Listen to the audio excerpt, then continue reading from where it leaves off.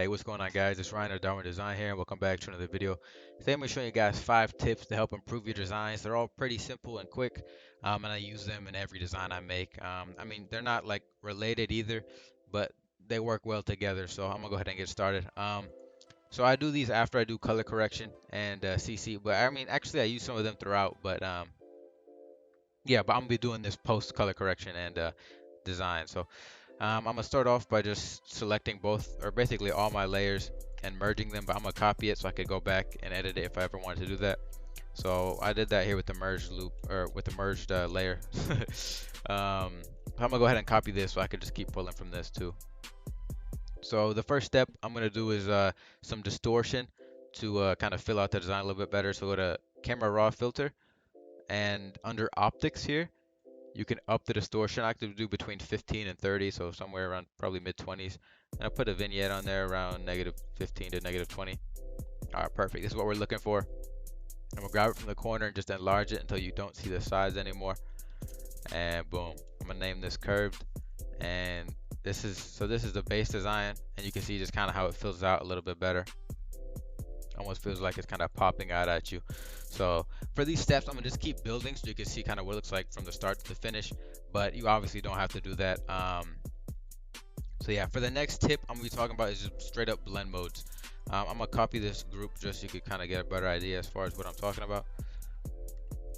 So here's just the Ole Miss logo, and this is normal. I mean, people would throw this in there on soft light and stuff usually. I used to do that all the time, but since then I'm starting to look into like stuff like these. Darken is one of my favorites recently. That's actually how I got the letter in here. And for this overlay, I use darker colors. You can see it's more of like a bright saturated red. So I use that. So that second tip is just play with blend modes before you just discard an effect or whatever, because that's really how you improve, in my opinion. It's just, I always preach the importance of experimentation, and the blend modes are really just like everything. So actually, show you one more good example in my opinion. Opinion is late sunset is a color lookup that looks like this, but if you throw it on hue, you get some crazy colors. So that's a good example.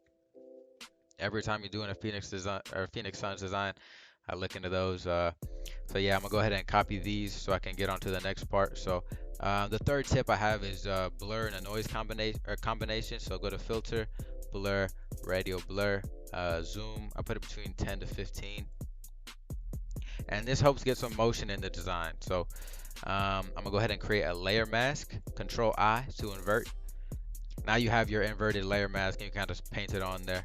So actually, I'm gonna re-invert this, and so I can just kind of undo it. And so I'll kind of play with my brush opacity and brush out the main portion. Then I usually leave some blur on the edges, kind of up by his feet and stuff like that.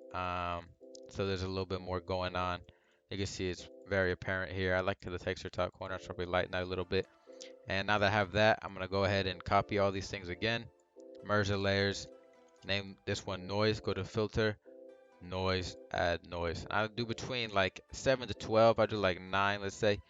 Put on Gaussian and then monochromatic, and press OK.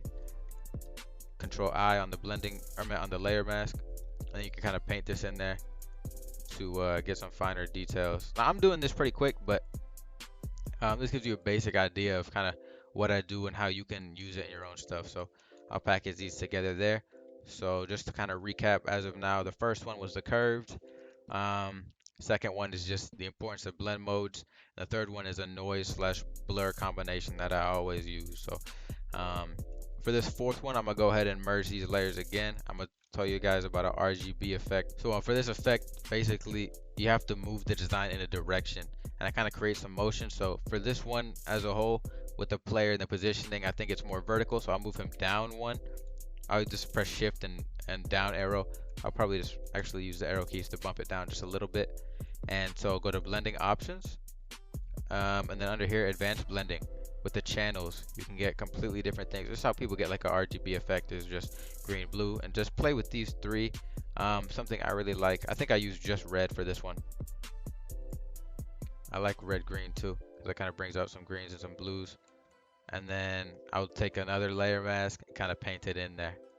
And if, like, as you can see here, you can kind of notice like there's a difference here.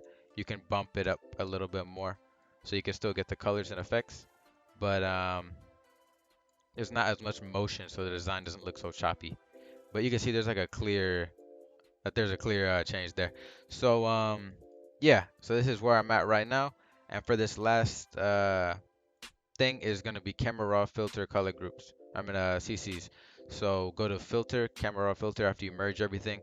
Um, my design process involves a lot of merging. If you've done a collab with me, I know it's a pain in the ass, so I apologize.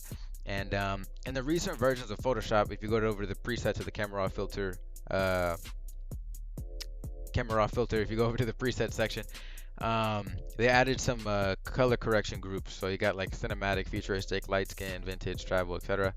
So always go through these because this will give you a whole different types of colors and stuff. Like just scrolling through here, you could see like where you could pull stuff from this. Like this right here, FT01. In this case, I mean, and everything's different, so I would go through all of them. But I really like the saturation and the brightness that kind of comes with that. Like you can see that instantly makes it pop more. They really came through. Um, with some free stuff. So that's that. I'd always check those out, and that's the 5 tips. So that's basically that. I'm gonna go ahead and copy these or group these so you can see where we are now and where we started. It's a pretty big difference, and it only took me a few minutes to go through all of them. So yeah, I mean, you guys can see how they can impact the design. So that's pretty much all I got for this video. My socials are in the description as always. Reach out to me if you have any questions, or you can just leave them in the comment section down below. That's all I got, man. I appreciate you guys, and I'm gonna catch you guys later. Deuces.